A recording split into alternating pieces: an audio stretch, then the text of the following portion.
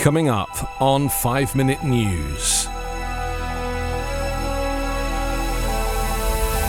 Putin instigates martial law in Ukraine and similar in Russia. Trump claimed that his 2016 campaign was sabotaged comes to nothing.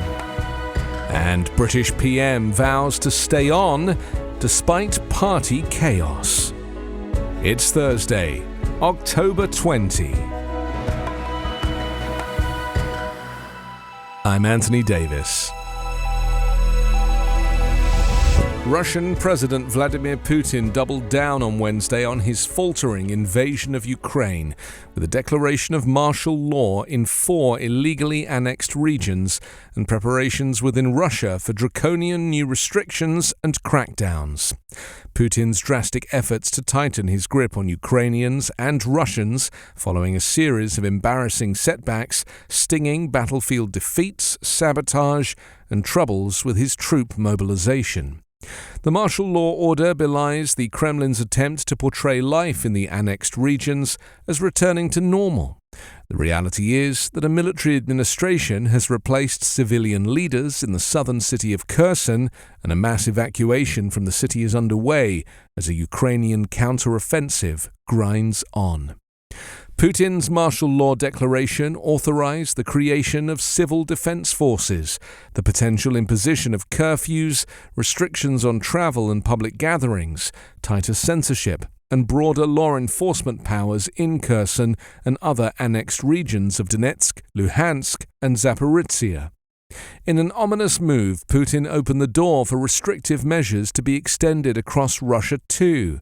That may lead to a tougher crackdown on dissent than the current dispersal of anti-war protests and jailing of people making statements or providing information about the fighting that differs from the official line. Former President Donald Trump once predicted that a special prosecutor appointed during his administration would uncover the crime of the century, a conspiracy to sink his 2016 campaign. Yet here are the results of the 3-year probe by prosecutor John Durham, 2 trial acquittals, the latest on Tuesday, and a former FBI attorney sentenced to probation.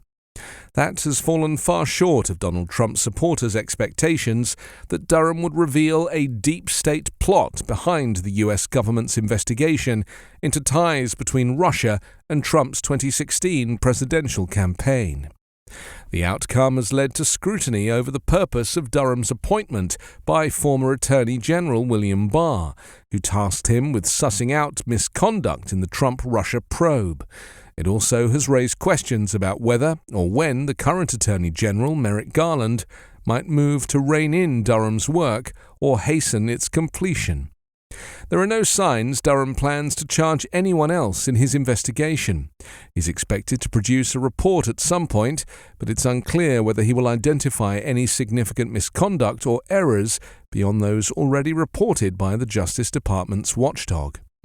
Barr gave Durham a broad mandate in 2019 to hunt for wrongdoing by the FBI or other agencies in the early days of their investigation into potential coordination between the Trump campaign and Russia. The appointment was made shortly after the conclusion of an investigation by special counsel Robert Mueller, which found substantial contacts between Russians and Trump associates. The year ended with just one criminal case, a guilty plea by an FBI lawyer who admitted doctoring an internal email related to the surveillance of a former Trump campaign advisor. Kevin Kleinsmith was sentenced to probation rather than prison. Notably, the case involved conduct uncovered in an earlier investigation by the Inspector General rather than by Durham's team. 2 other criminal cases, also narrow in nature, faltered.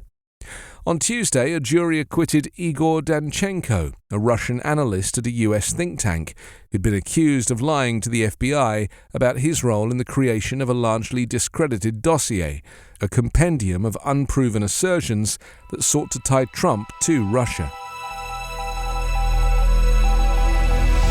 British Prime Minister Liz Truss described herself as a fighter and not a quitter on Wednesday, as she faced a hostile opposition and fury from her own Conservative Party over her botched economic plan.